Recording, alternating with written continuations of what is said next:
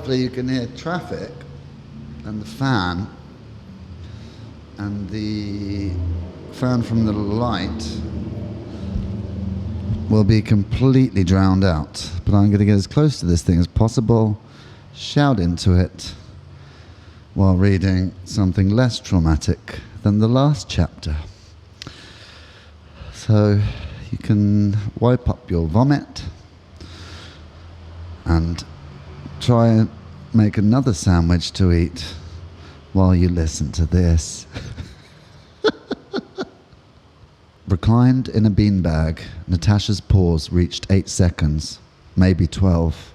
James looked on, hungry for just a word, a sentence, a monologue, an apology.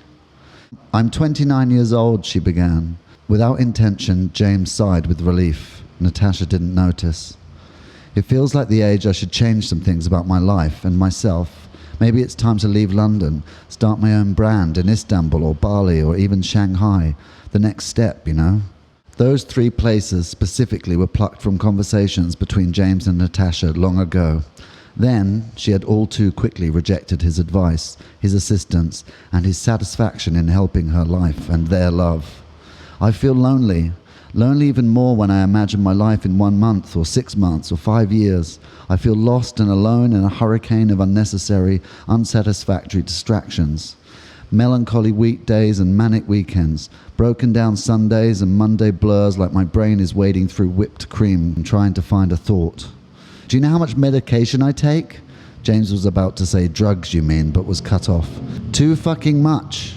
James realized the rhetorical nature of the monologue. He was only a spectator. Natasha looked around for a glass of something to sip on, but there was nothing prepared.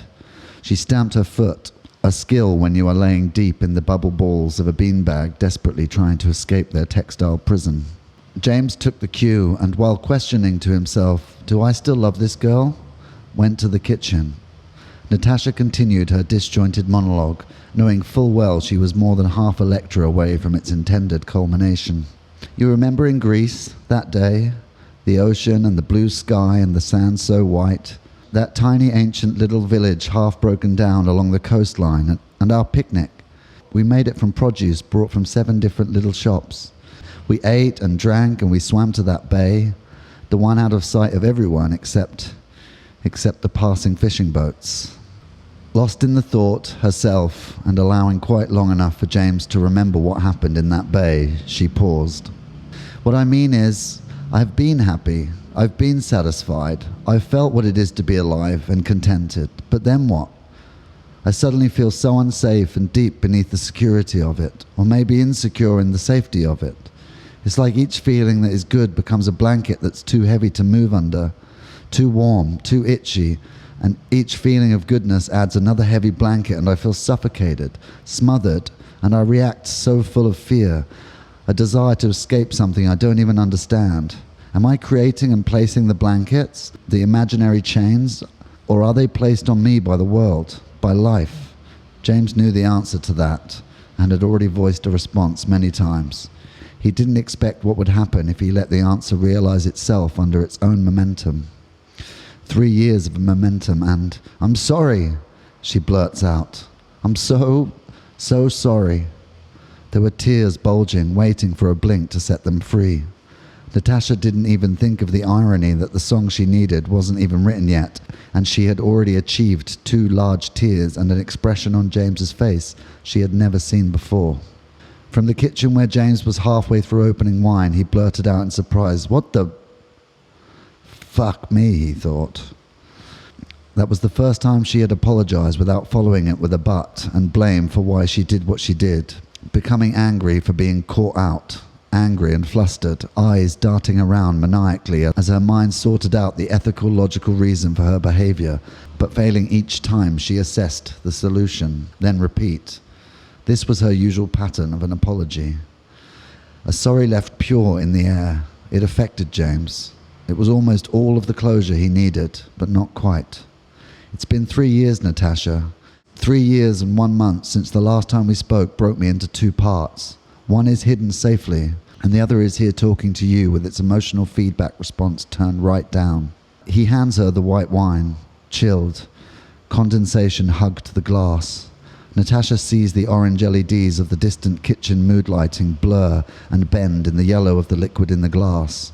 She looks up at James, his fingers releasing the stem as her fist takes over that place and his fingers caress hers for a millisecond. James retreats into a silhouetted blur behind the languid ocean-like movement in the glass. She watched him through it. Something stirred in her. She felt something else, much deeper, deeper than before. It was only for a moment, but it stuck to her, lasting, and she let the feeling wash over her and disperse as the adept self-preservation mechanism her mind had made many years before kicked in. A loud, sharp buzz cut through the mood like a samurai sword through a mango falling in a forest at twilight. Thud, thud. James walks to the CCTV security viewer. He gulps involuntarily, looks over to Natasha, who's now sat upright on the edge of the beanbag chair, her entire body turned 170 degrees beyond her previous trajectory.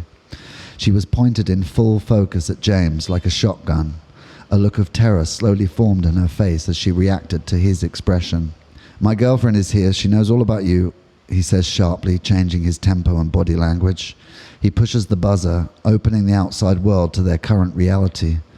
All breath paused before the acceptance of now could set in.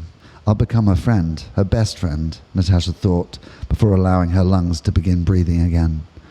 Calming baby breath, both of them, from the stomach, not the lungs, repeating, out of time and sync with the footsteps up the metal staircase before the hallway to the door of the room where James stood, lost in his own home. That was good, wasn't it? Did everybody enjoy that? Hope you all enjoyed that very, very much, because I enjoyed reading it. Because there's some things in there that may or may definitely not or actually have happened to me.